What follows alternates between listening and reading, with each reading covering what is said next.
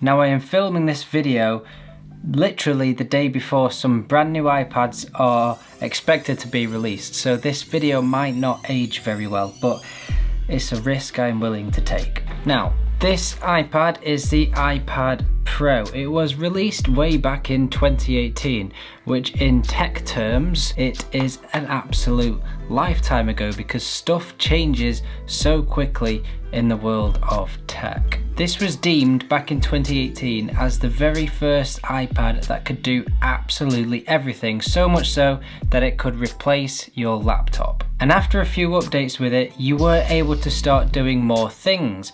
You could connect a wireless keyboard and a wireless mouse and start doing everyday tasks on it, such as word processing and creating spreadsheets, stuff that you already could do on an iPad, but the fact that you could connect other devices to it, such as a keyboard and a mouse, and use it as a laptop, it just made it that bit more accessible to be able to use every single day and get to the stage where you could potentially replace your laptop. But even back then, when Apple did start pushing the iPad Pro to be a device like that you could use for absolutely everything, I'm not sure we actually realized just how powerful these devices actually are. Now, ever since Apple started making iPads, iPhones, and even iPods, the chips, the computer chips that they used in these devices are their own. They made them. They were their very own chips made specifically for these devices. And that meant that Apple had complete control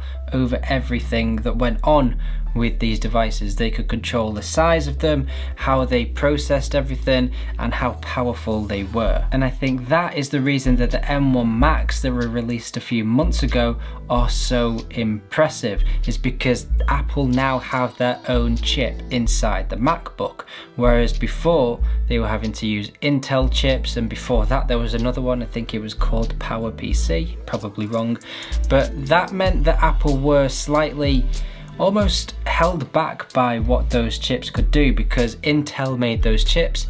Apple had to work around those chips to try and make a device that was impressive, whereas now with their own chips, with the M1, they have all their own chips in all their devices, meaning they have full control over absolutely everything, whether that's the design, the performance, everything. And getting back to the iPad specifically, this has in it, the 2018 iPad Pro has the A12X processor in it, and back then I really don't think we realized just how powerful and capable it is, because 3-4 years later this is still keeping up with a lot of devices, and it's even more powerful than some MacBooks and laptops, which is just insane. This was released 3-4 years ago.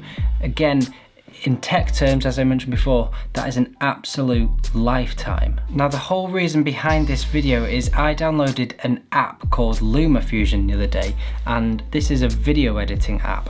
I've heard about this app before, but I never took it seriously because it's on an iPad.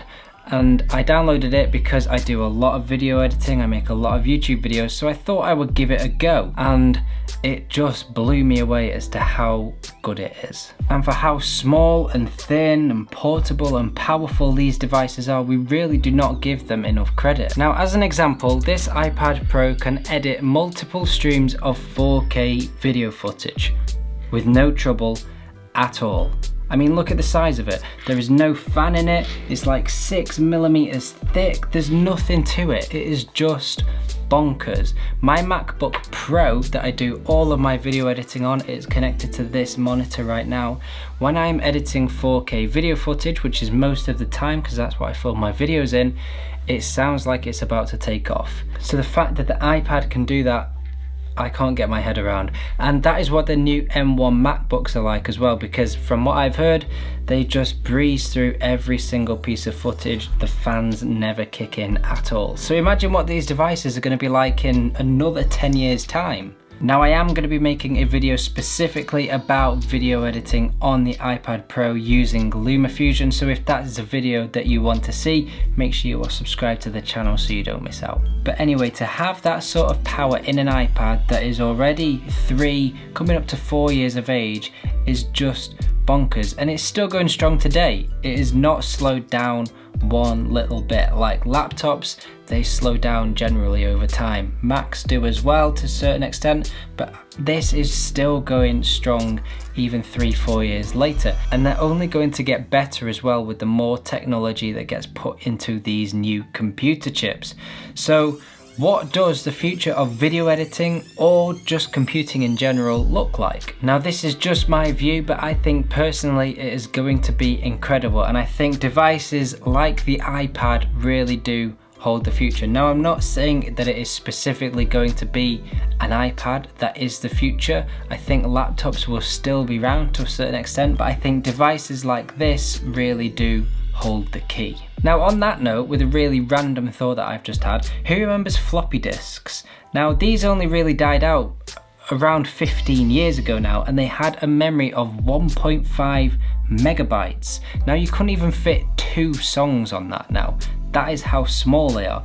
But back then they were like, they were what everything was stored on. So this is what I'm trying to say is, when you look forward into 15 years ahead from now, what are these devices going to be like? That is how quickly tech moves on. Now already you can plug your iPad into an external monitor using the USB-C port on the iPad and connecting a Bluetooth mouse and keyboard and almost use it as a real computer like we mentioned before. However, right now you do get the 2 black bars down the side of the screen. Now that for me isn't a big problem because I assume that can very easily be fixed using just a small software update. You can even plug in other devices to your iPad such as external hard drives, and I just think if you look back 5 or 6 years ago, you wouldn't have thought that we'd be doing that right now, but we are. So if you look forward 5, 6, 10, 15 years ahead in time, what are we going to be doing with these devices? And I genuinely think that it'll get to the point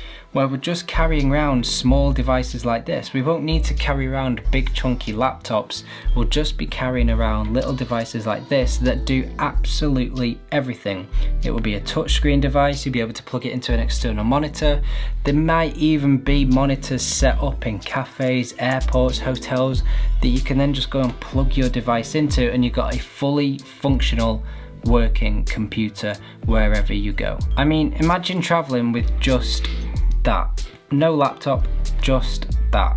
It's almost doable now, so yeah, I genuinely think it is very likely that that will be the future. But that's just my opinion, and that seems pretty cool to me. I'd be quite happy if that's what the future looked like. So let me know your thoughts in the comments below as to what you think the future of video editing, computing in general might hold. I genuinely can't wait to see what we'll be able to do on these devices in that time frame. So that is the end of this video. If you like what you see on this channel, give this video a thumbs up, click that little subscribe button just down below there, and come and be a part of this community.